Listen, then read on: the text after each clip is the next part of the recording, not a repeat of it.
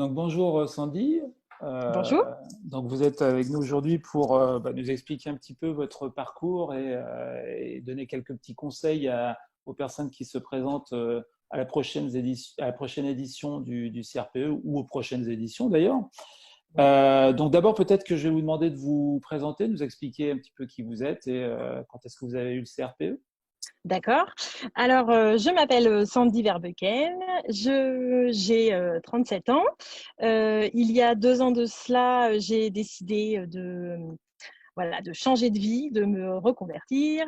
Et voilà, moi, j'avais privilégié jusqu'à maintenant ma vie de famille.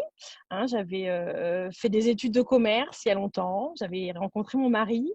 Et puis, on a 4 enfants. Donc, voilà, il y avait du travail à la maison.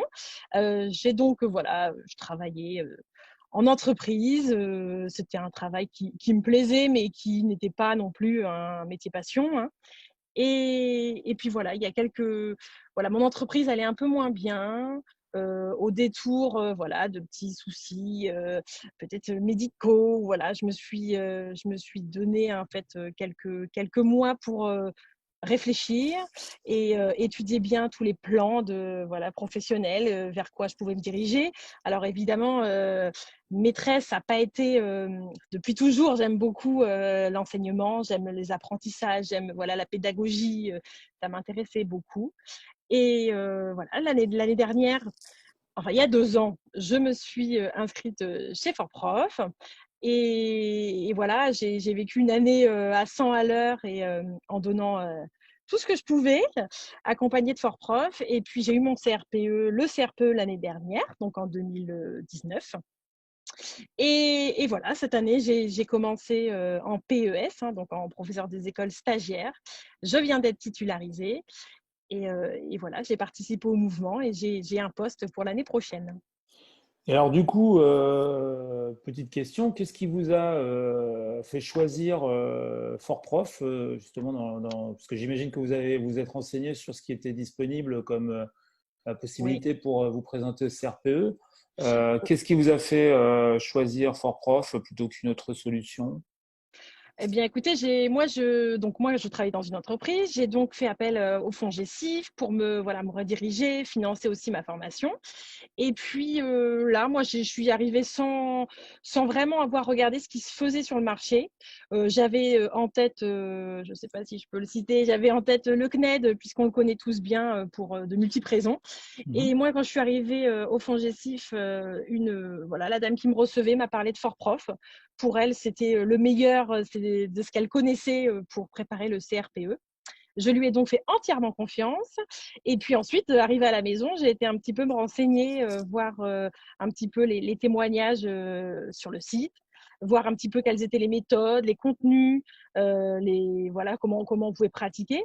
Et puis effectivement, ce qui m'a séduit chez Fortprof, c'est le fait d'être, alors d'être pas du tout isolée, c'est-à-dire que j'étais entourée voilà, de la signature jusqu'au passage du concours parce qu'on a des professeurs qui sont très disponibles. Je participais des webcams, des visios avec les profs et c'est ça qui m'a vraiment permis d'aller au bout en fait.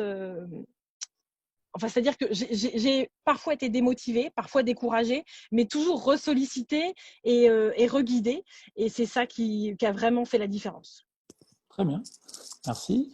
Et alors, petite et dernière question, parce que je pense que beaucoup de futurs stagiaires se posent des questions sur des petits conseils, des astuces ou des pièges à éviter quand on est justement dans la position de celui qui passe ce concours.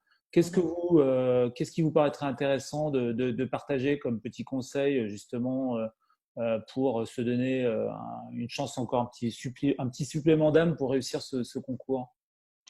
Alors, ce que je dirais, ça va pas être très novateur, ni voilà, moi, ce que je conseillerais vraiment à tous, c'est alors évidemment de signer avec Fort-Prof et puis de suivre à la lettre tous les conseils. Il est vrai qu'au bout de quelques mois, on commence à s'épuiser. Voilà, moi, j'avais commencé à travailler avec eux fin septembre, octobre, voilà, novembre, décembre.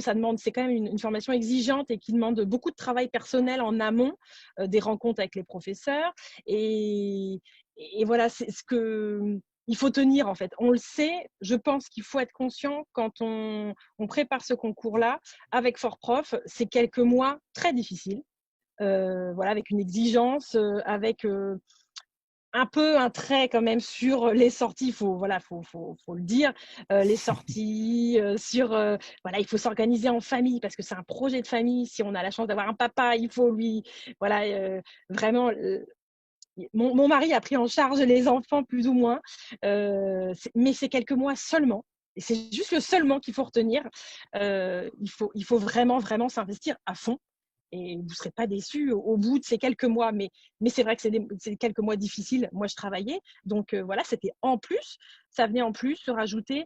Et voilà, il faut tenir. Il ne faut pas hésiter à demander conseil. Hein. On est entouré, Fort-Prof, mais aussi enfin, tous les professeurs. Et je pense qu'il faut, quand il y a des doutes, quand il y a trop d'incertitudes, de questionnements, il faut vraiment se rattacher à eux. Voilà, il faut être accompagné. Et le résultat est au rendez-vous. Exactement. Très bien. Écoutez, Sandy, merci beaucoup pour cette intervention et merci de toutes ces réponses. Mais de rien, avec plaisir. Et puis, allez-y.